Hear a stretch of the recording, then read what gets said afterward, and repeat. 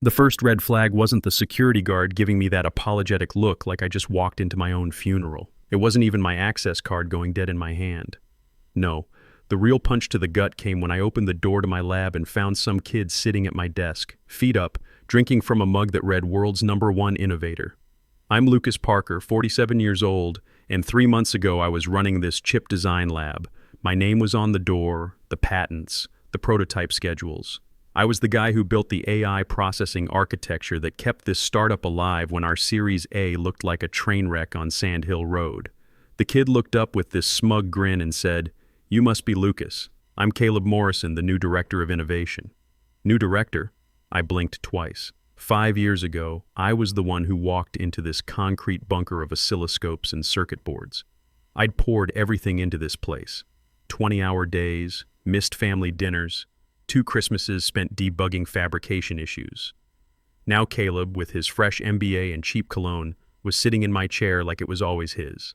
He stood up with theatrical pity and pulled out a manila envelope from my desk drawer.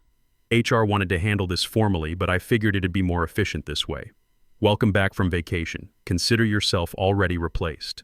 Inside the envelope were termination papers, severance clauses, pre-filled with the kind of insulting number you offer someone you assume won't fight back. I didn't yell or slam the door. I just smiled, grabbed his cheap pen from the mug, and signed the visitor log, not the exit form. Handed it back to security and asked if I needed an escort out. The guard just buzzed me through like he'd been rehearsing it for weeks. I drove home with that envelope riding shotgun like a dead weight. Didn't call anyone, didn't break down, just parked, walked into my apartment, poured myself a whiskey, and pulled out my original employment contract from the filing cabinet. Clause 9.3. I hadn't thought about it in years. Hidden between vacation accrual and non-disclosure agreements was the sentence I'd fought to insert 5 years ago when they were desperate and I still had leverage. All research and patentable work shall remain property of the originating party unless explicitly transferred. I read it twice as the ice cubes melted in my glass. There were no transfer documents. Not then, not now. I hadn't just originated the research. I was the research. Every line of code, every circuit diagram, every fabrication spec, every patent application with L. Parker scrawled across the bottom. 6 filings in total, and not one with a transfer of rights. They had no idea what they'd done. While Caleb was busy printing business cards and pretending to understand semiconductor physics, they'd just fired the one person holding the keys to their entire IP kingdom. I wasn't going to storm the gates, though. I was going to let them walk straight into the fire, blindfolded. I sat in my kitchen going through everything. The termination papers spread across the table, and in the middle of it all sat that piece of paper I'd written with surgical precision 5 years ago.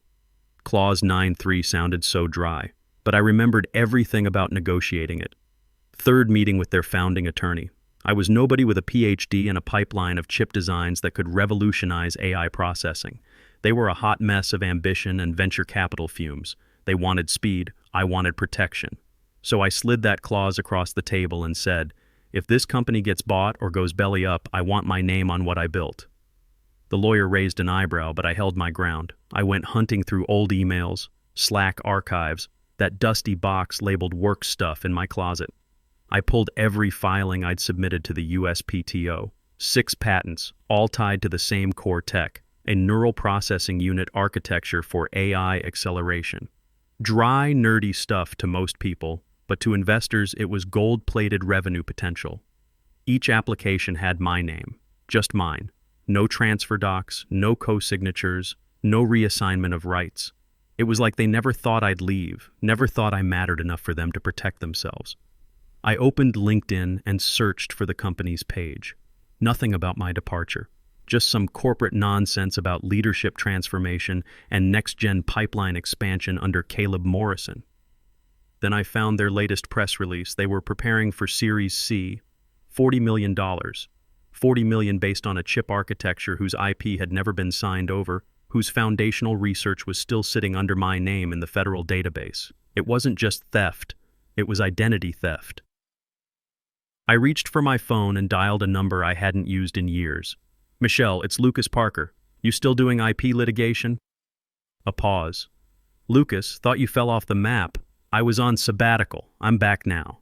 And I've got something you're going to want to see." Michelle and I met the next morning at a diner near the university. Same place we used to go when I was begging for pro bono help during my postdoc days. She ordered black coffee and eggs. I slid a file across the table. She opened it, eyes moving from clause to patent to filing date. "You still have all this?" "I don't throw away leverage." She leaned back, coffee in hand. "This clause is clean." They screwed up monumentally. We just stared at the ticking time bomb between us, both knowing exactly how this would play out if we were patient. Because IP theft only hurts when it's public. And these fools were about to go very public. I didn't storm the gates. That would have been too easy, too loud. I did something much more dangerous. I got quiet. I let them forget I existed. That's the best camouflage in corporate America. Silence. Behind that silence, I was tracking everything. I created a burner email, subscribed to every investor newsletter I could find, set up Google, alerts for Series C, chip architecture, Caleb Morrison, and my personal favorite, my own name, Lucas Parker. Every ping felt like a drumbeat. Not yet, not yet, not yet.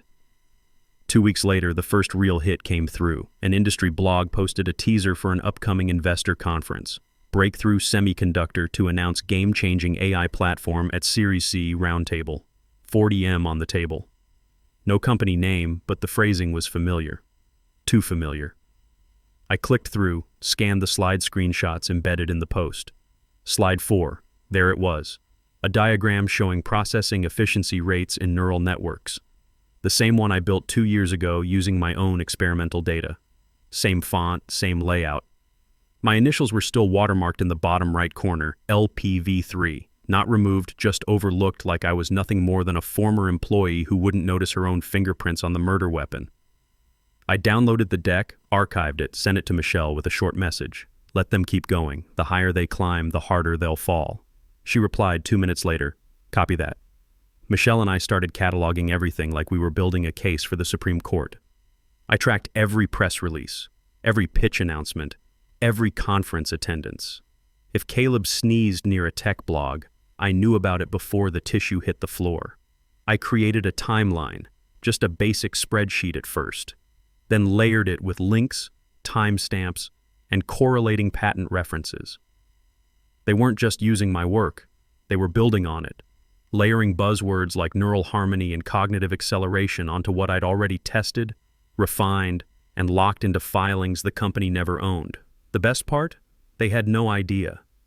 They thought I was done, that I'd walked out like a good little cog, accepted my box of belongings and pathetic severance. I went back through their SEC form disclosures. The Series C was real. They'd already pulled in a few million in commitments. That meant due diligence, paperwork, outside firms examining my patents and either not connecting the dots or about to. When the right investor started asking the wrong questions, boom.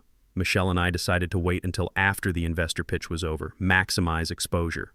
She flagged a contact in one of the auditing firms likely to be involved. Not an accusation, just a tip, a little breadcrumb. Meanwhile, I watched Caleb on a live stream panel hosted by a mid-tier VC firm. He wore that same smug, ill-fitting confidence like a borrowed tux, talking about disruptive neural frontiers and the genius of our team's legacy work. Legacy. He was talking about me. That smug little smile on his face as he answered softball questions from sycophantic moderators was the exact smile he wore when he handed me my termination papers. By May, Caleb was being treated like Steve Jobs in a hoodie. Every tech publication was running the same regurgitated narrative. Caleb Morrison, the visionary, behind TechCore's IP portfolio, leads the charge into AI's golden age. Visionary. The man couldn't debug a Hello World program, but he sure knew how to wear a blazer and nod thoughtfully on stage. CEO Owen Walsh started referring to Caleb in public statements as the architect of our next-gen platform. Not a contributor, not a leader, the architect. As if Caleb had personally soldered every transistor while humming the Star-Spangled Banner. When I tried the official route, filing a request for neutral arbitration just to clarify IP rights, HR ghosted me. No response, nothing. The same department that used to send me passive-aggressive birthday e-cards now couldn't find the reply button. After the third unanswered email, I had Michelle send one from her firm's domain just to make things spicy. We received a curt response from legal within 24 hours. At this time, the company believes all obligations to Mr. Parker have been fulfilled. Fulfilled like a box of Amazon regrets. Michelle's advice: let them cook. They're using proprietary materials and publicly promoted assets, and now they've been officially notified. That's going to matter. I reached out to Rachel Williams, my old assistant. Smart woman, sharper than most of the exec team, and loyal until the reorganization shuffled her over to some culture and communications team that reported to HR. We hadn't spoken since I was let go. I assumed she'd been told to keep her distance, but when I sent her a message through Signal, she responded in less than a minute. "Lucas, thought you disappeared. I was told to." "Yeah, well, Caleb said you took a buyout. I almost spit my coffee." "A what?" "Yeah, he told the staff you were done, said you'd moved on to better things. Can you still access the internal decks?" Pause. "I shouldn't, but can you?" "The slides for next month's investor conference are already in final review. Does it include the NPU architecture?" "Yes, with efficacy data. Send me a screenshot." 3 hours later, a cropped image showed up in my inbox. Slide 7. The same delivery method I pioneered, slightly rebranded, but my test groups, my dosage timeline, even my original label formatting intact. They hadn't even bothered to change the color scheme. She added one line. "They're calling it Morrison's Neural Cascade." I closed my laptop before I put a hole in the drywall. He wasn't just stealing my work. He was retrofitting it with his name like some tech Frankenstein. Everyone at the company was going along with it because nobody wanted to be the one who pointed out the emperor was wearing my lab coat. Rachel messaged again. "They're presenting at Tech Now West, June 9th, main stage. CEO and Caleb both speaking." That was it. That was the unpublishable thing. A high-profile investor pitch under live stream using IP they didn't own. They'd be marketing my science under false pretenses to venture funds, hedge groups, and pharmaceutical execs who'd eat a scandal alive if it meant sinking a competitor's round. I called Michelle immediately. "Got our window. Mark your calendar for June 9th. Her voice didn't even crack. Showtime. 2 weeks before Tech Now West, Michelle sent a single envelope with no return address to a law firm known for conducting IP due diligence on behalf of big-ticket investors. Inside was a curated sampler platter of receipts, screenshots of pitch decks, patent numbers, lab notebook scans, copy of the original employment contract with clause 9.3 highlighted in neon yellow like the world's most passive-aggressive warning sign. We didn't sign it, didn't watermark it, just enough to make someone uncomfortable. 3 days later, the ripple began. Due diligence teams are like bloodhounds with MBAs. You don't need to tell them what to find. Just give them a whiff of a problem and they'll start digging like it's bonus season. The whisper about TechCore's IP landed somewhere inside Halpern and Wright LLP, the boutique firm handling Series C for Caleb's crew. All it took was one associate cross-referencing patent filings with USPTO data. Suddenly, the architect of innovation was sitting on blueprints he didn't draft. First they spotted my name, then my initials, then my timestamps, then 6 filings. Every one of them listing Lucas Parker as the sole inventor. No co-signers, no assignments, just me. The lone originator of the company's entire neural processing platform. Things started unraveling like a bad sweater in a wind tunnel. The firm reached out to TechCore's in-house legal team with some routine clarifications. Innocent little questions like, "Can you confirm the IP assignment for patent number 674,492B? Do you have documentation showing transfer of rights from Dr. Parker to TechCore?" Internal panic. Legal replied with vague hand-waving, asking for more time, citing internal reviews. But internally they were flailing because someone finally realized they'd built a $40 house of cards on a patent portfolio they didn't own. Worse, they'd pitched it, broadcast it, sold it to investors under someone else's name, mine. That's when the emails started. Frantic late-night pings from the general counsel to Owen Walsh, who was halfway through a leadership retreat in the Rockies with his second wife and their yoga instructor. He didn't respond at first, probably thought it was another compliance fire he could douse with a memo and a whiskey. Then legal sent the message. Screenshots from the auditors showing my patents, my initials, my work. Timestamp 3:14 a.m. Eastern. The email header said it all. Urgent, patent exposure, potential ownership discrepancy, action required immediately. Too late. The investor teams were already in contact with external counsel. The questions were out in the open now, and they couldn't be answered with buzzwords or Caleb's smug slide decks. This wasn't about miscommunication anymore. It was about potential fraud. Then it came. A calendar invite. Subject: Emergency Board Call, Patent Review Issue. Participants: CEO, Legal, Board, Chair, General Counsel, External IP Counsel, and me, Lucas Parker, not former employee, not disgruntled ex. Invite status: required. I read it twice before forwarding it to Michelle with a one-line message. Told you they'd come knocking. She responded with a popcorn emoji. I should have felt nervous, vindicated, angry. Instead, I felt composed, calm, like the eye of a storm I had mapped out 6 weeks ago and watched crawl toward them inch by inch. I took the day before the meeting to print everything. Contracts, patents, screenshots, the napkin sketch of my neural cascade I'd drawn 3 years ago in a diner at 2 a.m. with coffee and insomnia for company. I organized the binder, labeled every tab. There would be no confusion, no ambiguity. Caleb thought I was a ghost. Tomorrow, I'd be the Reaper. The board call started exactly at 9 o'clock a.m. Eastern with the kind of sterile punctuality that only true panic can achieve. I dialed in from Michelle's office, camera off, microphone muted, binder open beside me like a loaded weapon. Michelle sat across from me, sipping something herbal and deadly. Her posture was relaxed. Mine was stone. The first 10 minutes were corporate kabuki theater. Warm greetings, stilted chuckles, nervous throat clearing from legal like someone trying to break bad news to a mafia don without getting shot. Owen Walsh joined from Colorado, his background a pixelated blur of expensive glassware and bad decisions. Caleb was on too, audio only, which was probably wise. Cowards blink first. I understand we have an issue requiring immediate attention, Board Chair Catherine Stone began, her tone clipped and surgical. Yes. Thanks, Catherine, General Counsel stammered. As you may be aware, during the final stages of investor due diligence, several questions emerged regarding the proprietary status of our neural processing IP, specifically the patents associated with the NPU platform. He was trying to keep it vague, ambiguous, like maybe the documents were just misfiled or a clerical error had occurred. Some intern had spilled Red Bull on a signature page. Oopsie daisy. Then the external counsel cleared her throat. I've reviewed all available documentation provided by TechCore's legal team. May I read a section from Dr. Parker's original employment agreement, please? Please, the board chair said. The lawyer didn't pause. Clause 9.3. All research and patentable work shall remain property of the originating party unless explicitly transferred in writing.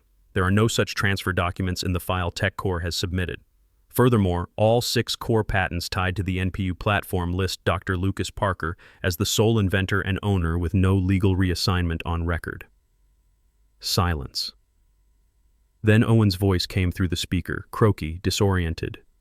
What does that mean? Legal hesitated. This was the moment, the line where news tightens or someone cuts the rope. He chose honesty. Too late, but still honest. It means he owns the patents. All of them.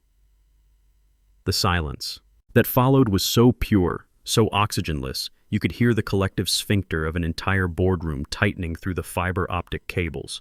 Someone muttered, "Jesus Christ."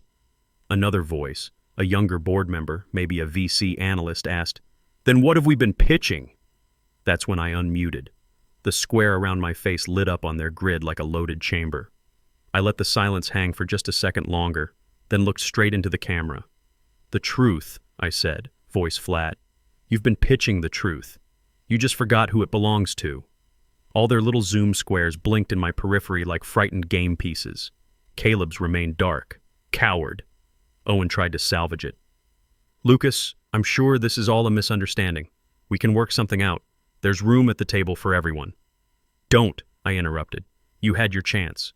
You handed me a termination packet like I was a lab tech with a caffeine addiction, not the man who built the platform you're selling. Legal attempted damage control. Perhaps we could revisit the severance terms retroactively." "Retroactive severance won't cut it," Michelle said coolly, finally speaking. "What we're discussing now is a licensing agreement. Non-exclusive, time-limited, market rate, indexed annually. More silence. Then from board chair Catherine Stone. So you're saying TechCore doesn't currently own any of the IP we've just spent the last quarter marketing? Michelle answered before I could.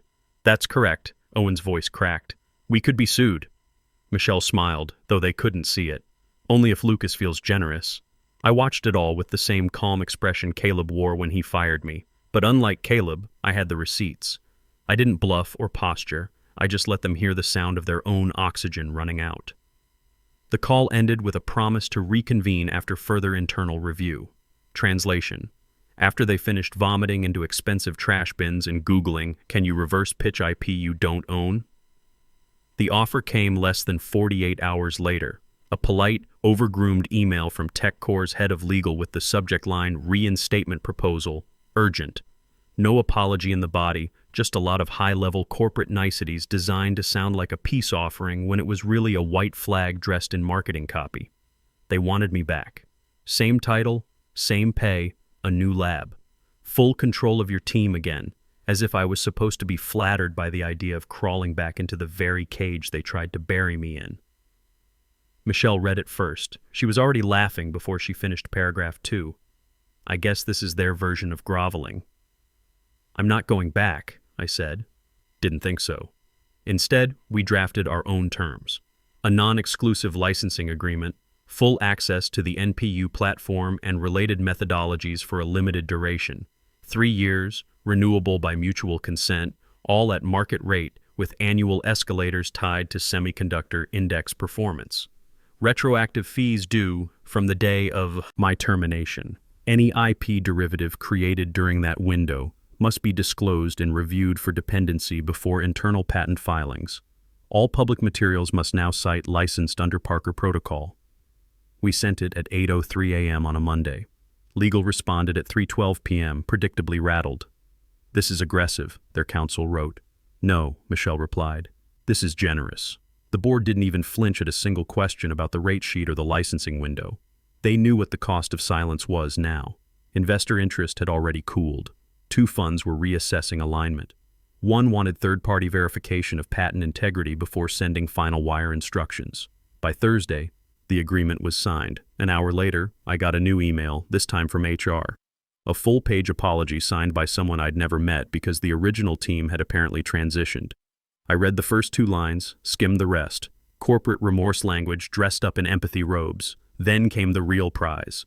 Attached was a notification of staff change. Caleb Morrison no longer employed by TechCore as of date. No headline, no farewell post on LinkedIn, no gold watch or staged handshake photo. Just gone. I imagined him packing up his standing desk, confused and red-faced, muttering something about misunderstood vision while the new intern handed him a cardboard box. They didn't want the optics of a public firing. That was fine. I wasn't after noise, just leverage. Owen sent a one-liner through legal 2 days later. Glad we could work something out. I didn't respond directly. Michelle sent a PDF with one sentence in bold. All future contact must be coordinated through counsel. I wasn't their employee anymore. I was their vendor, a very, very expensive one. I set up Parker Technologies, just me, a paralegal, and project manager Gavin Brooks, who'd left genomics after getting fed up with corporate ping-pong tables and unpaid overtime. Logo, a circuit board folding into a fist. Kind of a joke, kind of not. TechCore signed the vendor onboarding packet a week after the licensing deal closed. Suddenly, the same internal teams that had once copied my slides and slapped Caleb's name on them were now required to submit quarterly feedback reports to me. Every dev roadmap touching NPU had to get reviewed by my firm. Weekly digests arrived with my name in the header. Licensor review notes. Action required. It was like watching your ex try to make lasagna using your grandmother's recipe, except now they had to pay you for every noodle. 6 months later, TechCore closed their Series C at 32 LMs. Reduced valuation, but closed.